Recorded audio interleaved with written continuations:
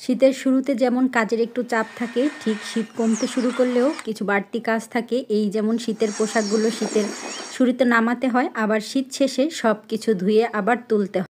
শীত চলে যাচ্ছে, তাই কিছুটা কুমড়া বড়িও আবার তৈরি করে রাখলাম। আসসালামু আলাইকুম, সবাই কেমন আছেন? আলহামদুলিল্লাহ, আমরা সবাই বেশ ভালোই আছি। রাত থেকে ভিডিওটি অন করেছি, এই যে কালকে সকালে কুমড়া বড়ি দিব, যার জন্য এই মাসকলাইয়ের ডালগুলো ভিজিয়ে বেটে রেখেছি। আর এই যে হচ্ছে চাল কুমড়া। গতদিনের ভিডিওটা আমার প্রিয় আপুরা অনেক বেশি পছন্দ করেছেন, এত কমেন্ট করেছেন।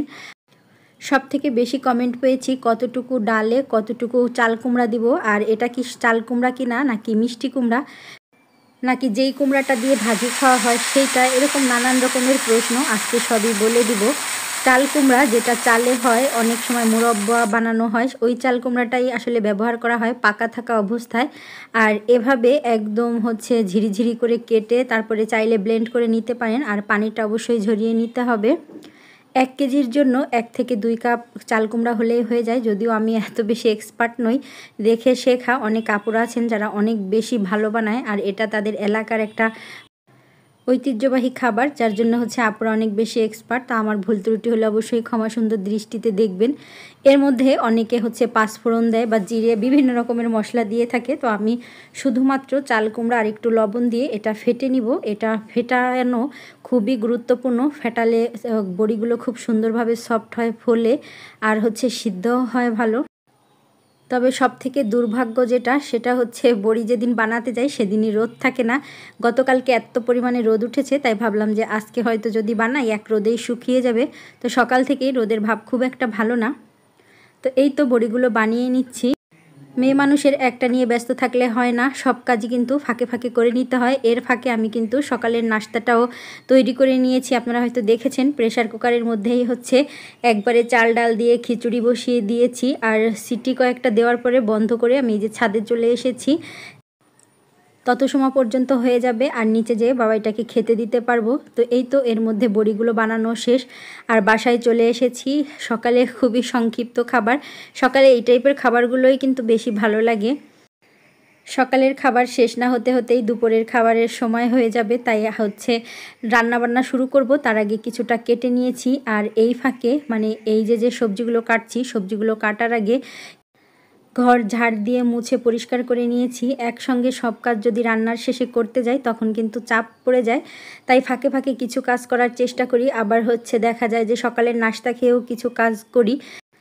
আর এই ব্যাপারগুলো সবথেকে ভালো বুঝতে পারবেন আপনি, কারণ হচ্ছে আপনি একজন মেয়ে মানুষ, মেয়ে মানুষের কাজের কোনো শেষ নেই। আর বিশেষ করে যারা একা, তাদের তো আরও বেশি, বিশেষ করে নিজে হাতে যারা কাজ করে, সেটাই আর কি বোঝাতে চাচ্ছি।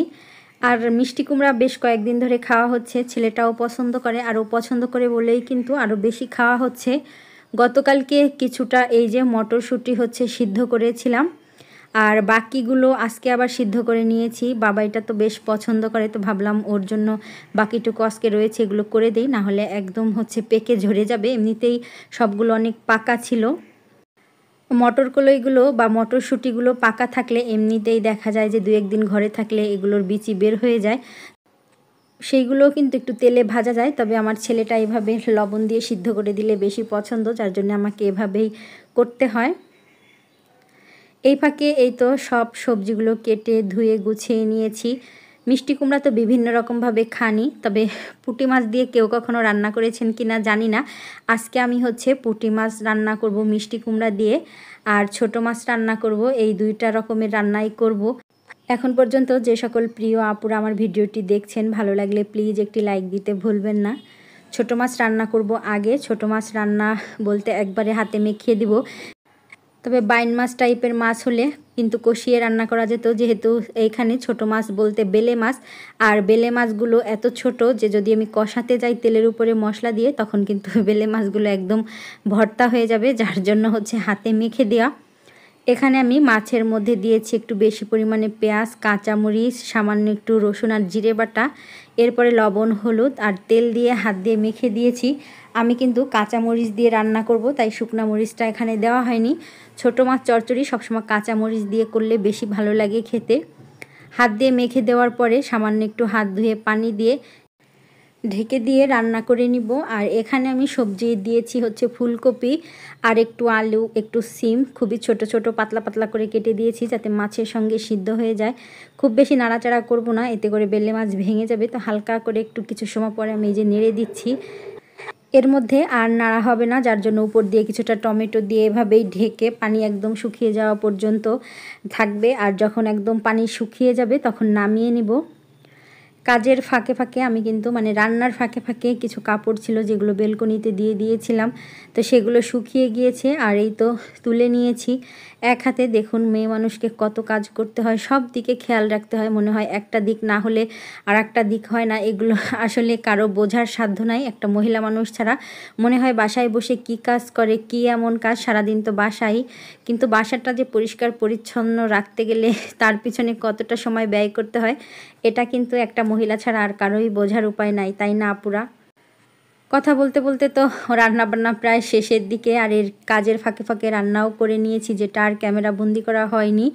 এই যে ছোট মাছের তরকারিটা তো নামানো হয়ে গেছে। তারপরে হচ্ছে পুঁটি মাছ কষিয়ে নিয়েছি, কষিয়ে তুলে রেখে তার মধ্যে মিষ্টি কুমড়াগুলো দিয়ে কিছু সময় সিদ্ধ করে তারপরে হচ্ছে এই যে এখন হচ্ছে মাছ দিয়ে দিব। মাছ দেওয়ার আগে আমি যে জিরা আর হচ্ছে পেঁয়াজের ফোড়নটা করে রাখি সেই ফোড়নটা দিয়ে দিয়েছি, কারণ পুঁটি মাছ দেওয়ার পর আর সেইভাবে নাড়তে পারবো না, মাছগুলো না হলে ভেঙে যাবে।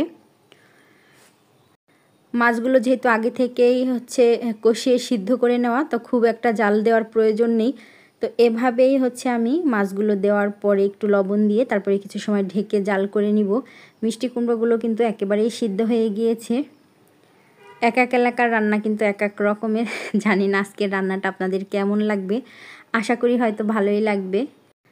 তবে সব দিনের রান্না যে ভালোই লাগতে হবে এমনটাও কিন্তু ব্যাপারটা না।